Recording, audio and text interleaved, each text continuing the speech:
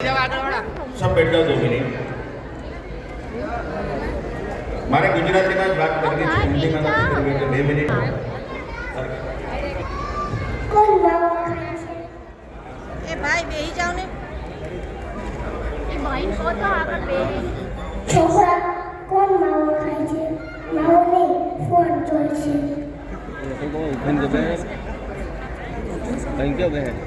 પડીકા કોણ ખાય છે મારના?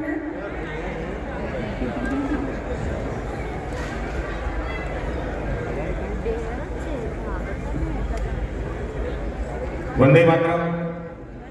जय श्री બેહી જાઓ ભાઈ, બેહી જાઓ. દેખાતું નથી.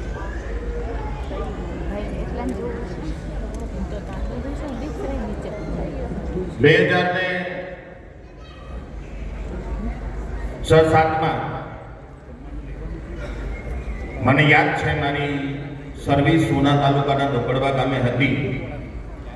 એજ એ ટીચર તરીકે માત્ર 3 જોડી કપડા, 1-2 પ્રકારના સાબુ, કદાચ 10 થી 15 પ્રોડક્ટ લઈ ભગવાનભાઈ, દિનેશભાઈ ત્યારે તો મારુતિ કારનો જમાનો,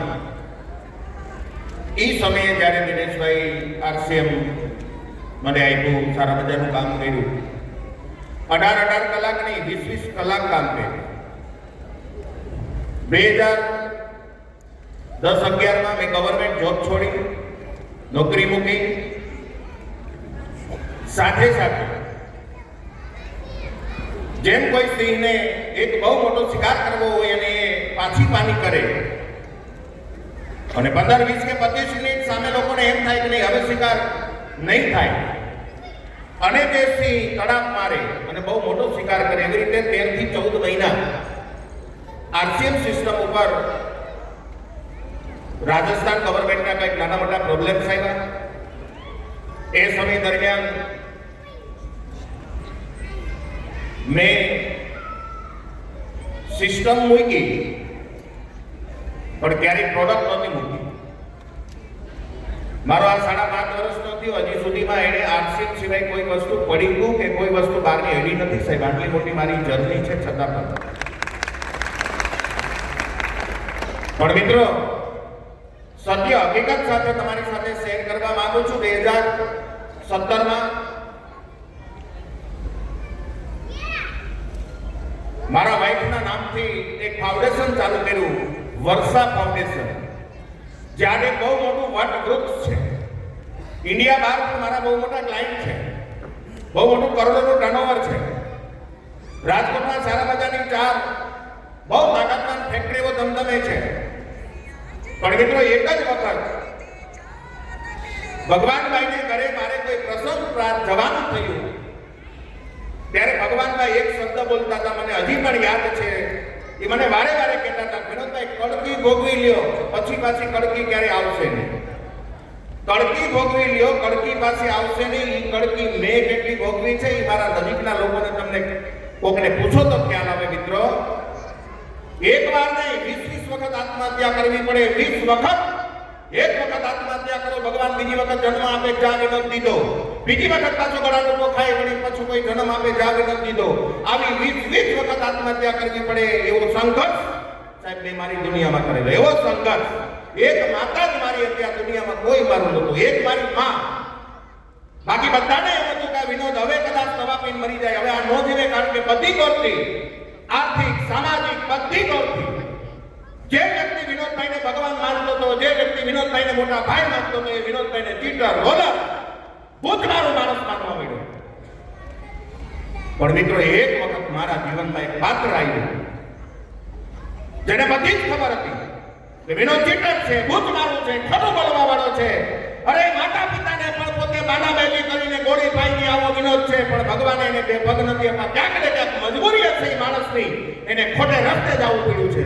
હું એના જીવનમાં જાઉં અને એને સારી રીતે ઉગારી લઉં એવી આ દુનિયામાં એક નારી પેદા થઈ અને એ છે મારા વાઇફ વર્ષા દેસાઈ. અને મારા જીવનમાં આવી સાહેબ એને જોયું કે આ માણસે આખી દુનિયામાં જેટલા કમાણા છે એટલા બધા દુનિયાને દેવામાં વાપર્યા છે, લોકોને ખવડાવવામાં વાપર્યા છે, લોકોની જીવનમાં ક્યાંક ને ક્યાંક એને મદદરૂપ બનવામાં વાપર્યા છે. 15 મહિને નક્કી કર્યું કે પેલું કોઈ તો પૈસેથી પાડો થાવું છે, દુનિયામાં પૈસા વગર કાંઈ નથી. એ માણસે મને સાથ આપ્યો મિત્રો. આજ મારો દીકરો 80,000 રૂપિયાનો ફોન માંગે, અમે એને 80,000 રૂપિયાનો ફોન, એમાં કાર્ડ નહીં, નેટ નહીં, પણ એને બ્લોગ બનાવવા, વિડીયો બનાવવા 80,000 રૂપિયામાં અમે કોઈ દી એને ના નથી પાડી. બેટા તારે લેવો છે ને, હજી 3 દી પહેલા 80,000 રૂપિયાનો ફોન લઈ આવ્યો છે. મિત્રો ત્યાંથી વાત કરું તો એ પોતે પોતાના મત દિવસે માગે કે મારે સિયારા લેવીશ, મને બીજી ગાડીમાં મજા નથી આવતી, 24 લાખ રૂપિયાની સિયારા બુક કરવા એને મમ્મી જાય, રોકડે પૈસા લઈને આવે. ઈશ્વરની મહેરબાની છે. પણ મિત્રો જે આરસીએમમાં 2007, 8, 9, 10 માં એ ગાંધીગીરમાં જે આનંદ કર્યો તો, મંગલમ કર્યો તો, લેર કરી હતી, કડકીમાં પણ લેર, વગર પૈસે લેર લોલું ચાલતી હતી તો પણ જે લેર કરી હતી સાહેબ, આજે કરોડો રૂપિયાનું ટર્નઓવર છે તો એ લેર નહોતી સાહેબ, આ લેર નહોતી. હું મારા ધંધાને આમ હાથ રાખીને કહું છું સાહેબ, એ લેર નહોતી. ભગવાનભાઈએ મને વાત કરી, વિનોદભાઈ કરોડો રૂપિયા કમાતા આવીશું, પણ જે આરસીએમમાં લેર કરી હતી, એક નાના એવા વ્યક્તિની બાજુમાં જાય અને આપણા હિસાબે એને મજા આવી જાય. આજે તો ભગવાને ભાવ દીધું છે. રોજનું 2-2.5 લાખ રૂપિયાનું ટર્નઓવર છે, મહિનાનું 1.5 કરોડ રૂપિયાનું ટર્નઓવર છે. એક સારી ફેક્ટરીમાં આજ વિચાર કરો સાહેબ, આણે જ્યારે પૂરીની ફેક્ટરી ચાલુ કરી ત્યારે અમારી સામે બહુ મોટા પડકાર હતા કે દુનિયામાં એવી એવી પૂરીઓ છે કે જે પાણીપુરીની પૂરી બનાવતા લોકો ધૂળ ચાટતા થઈ જાય. આટલા મશીનરીની દુનિયા છે આજે, છતાં આજની તારીખમાં મિત્રો પરમાત્માની કૃપા અને પ્રામાણિકતાને કારણે આજ અમે ડીલરશીપ દેવામાં પહોંચી શકતા નથી. આટલી બધી ભગવાને અમને એમાં બરકત આપી છે. પણ આનંદ આ ઘટતો હતો. એક સાથે આટલા ભેગા મળીને ડાન્સ કરીએ, આનંદ કરીએ, મંગલમ કરીએ, લેર કરીએ, અંદરનો આત્મા જેમ ડીસીજી કેમ રાજી થાય સાહેબ, એ આ કાર્ય સિવાય ક્યાંય રાજી થતો નથી. એટલે ફરીથી પાછું આ કાર્યને સ્વીકારવું પડ્યું છે, મજબૂરી મત સ્વીકારવું પડ્યું છે.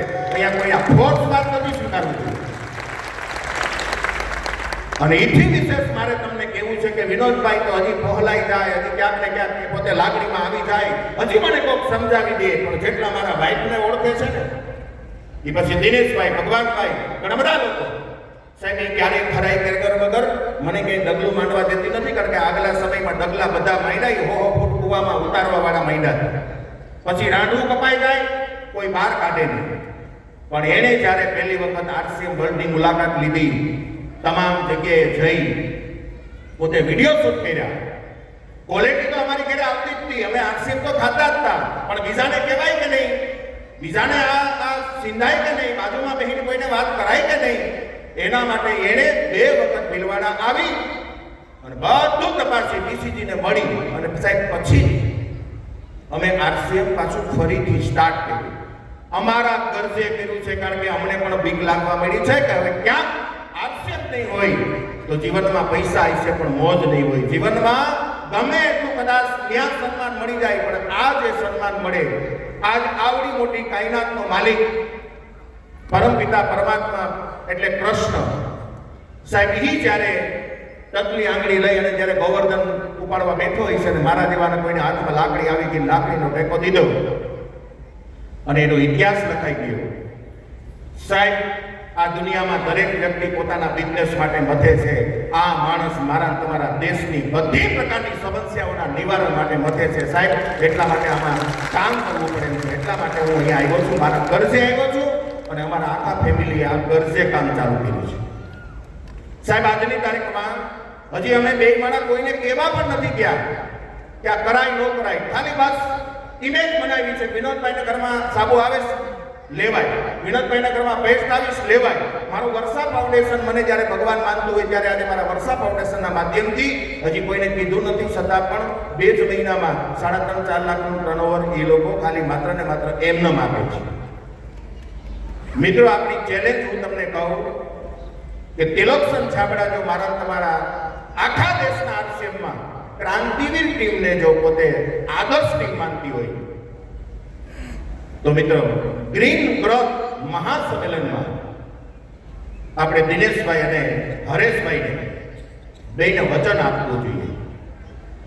સાહેબ તમે આવો રાજકોટમાં, તમને બતાવું જે એન્જિનિયર 25,000 મેળવે છે, સવારે એની 6 વાગે બસ આવે, બસમાં બેસી જવાનું, ચૂંટાઈ ગઈ તો રિક્ષા કરીને આવવાનું. એ પોતે પોતાની 8 કલાકની નોકરી પડે, 8 કલાકમાં પોતાને હા ખાવાનો સમય ન મળે, છતાં ફેક્ટરીમાં 25,000 રૂપિયા પગાર મળે છે. જો 25,000 માં 8 કલાક એક ધારો બીજાની ગુલામી નીચે માણસ કામ કરતો હોય, તો જેના ઘરમાં આરસીએમ 25,000 રૂપિયા આપે છે, એને 8 કલાક તો રાત ને દિવસ ફિલ્ડમાં બેસીને કામ કરવું જોઈએ. તો અને તો એ પૈસા મારા તમારા ઘરમાં પ્રમાણિકતાના છે, બાકી પ્રમાણિકતાના નથી, એટલું સમજી લેજો. મને મારા વાઈફે એક જ વસ્તુ શીખવાડી હતી કે પૈસા આવે છે એની ઉપર ધ્યાન નહીં, મારી સેવા લોકોને કેટલી ગમે છે, હું કેટલો લોકોને સારો લાગુ છું, મારી પ્રમાણિકતા કેટલી છે અને મારા હિસાબે કેટલા ઘરમાં ખુશી અને આનંદ આવે છે, આટલું જોવાનું ચાલુ કરો. પૈસા તો પરમાત્મા તમને એમને આપશે ને સાહેબ, આ રિયાલિટી છે. આજ રાજકોટમાં મારે તમને આનંદ સાથે કહેવું પડે કે જેથી આરસીએમમાં મેં સ્વપ્ન કીધું હતું મારો એક વખત સરસ મજાનો બંગલો હશે, રોકડા પૈસે હશે, એમ સાહેબ આજ મારા ગોજલરામમાં 219 વારમાં 7 કરોડ રૂપિયાનો બંગલો બની રહ્યો છે. તમારી સામે બેઠેલા વિનોદભાઈનો આ માત્ર ને માત્ર એક જ કારણ કરેલું કાર્ય કામ આવે છે. અહીં બેઠેલા તમામને મારી લાસ્ટ વિનંતી છે કે જે લોકો પ્રણ લઈને બેઠા છે ને, કોઈ બપોરે નહીં જમવું, કોઈ મધ્યા નહીં ખાવા, હરેશભાઈના કાંઈક નાના મોટા પ્રણ છે સાહેબ, એ પ્રણ છોડાવવાની જવાબદારી એ બેઠેલા લોકોની છે. હું તો કહું આપણે એવું પ્રણ લેવું જોઈએ કે એના પ્રણ 3 મહિનામાં 4 મહિનામાં જેટલી આપણે સમયગાળો નક્કી કરીએ એ સમયગાળામાં એના પ્રણ છોડાવી દેવા છે. દિનેશભાઈ છેલ્લા 20 વર્ષથી સાહેબ ફરસાણ નથી ખાતા. મને તમને નથી લાગતું કે હવે એને ફરસાણ ખાતા કરવા જોઈએ? એને પણ જિંદગી હોય, એને પણ સારા બધાની આવક હોય, અને જો એ આવક ભજીયા ખાવામાં નહીં વપરાય તો મિત્રો તમે શેમાં વાપરશો? એટલા માટે વચન આપીને જાઓ દિનેશભાઈને, અને ખાસ કરીને આપણે હરેશભાઈને. મને તો બહુ આનંદ આવ્યો જે દિવસે હરેશભાઈનું 7 રૂપિયા આવ્યું સાહેબ, મેં મારે ઘેરેથી એને ફોન કર્યો, કારણ કે મારે ત્યાં તે દિવસે જ બરોબર કોઠી આઈસ્ક્રીમનો પ્રોગ્રામ હતો અને એ લોકોને આઈસ્ક્રીમનો પ્રોગ્રામ હતો. મેં તમારો સમય વધારે લીધો છે, પણ એટલું કહું છું ચોક્કસ કે મિત્રો પૈસા ગમે એટલા આવે. અમારા જીવનમાં એક વખત કડકીનો એવડો જમાનો હતો, કડકીનો વાત જ ચાલે જેવી કડકીનો જમાનો હતો.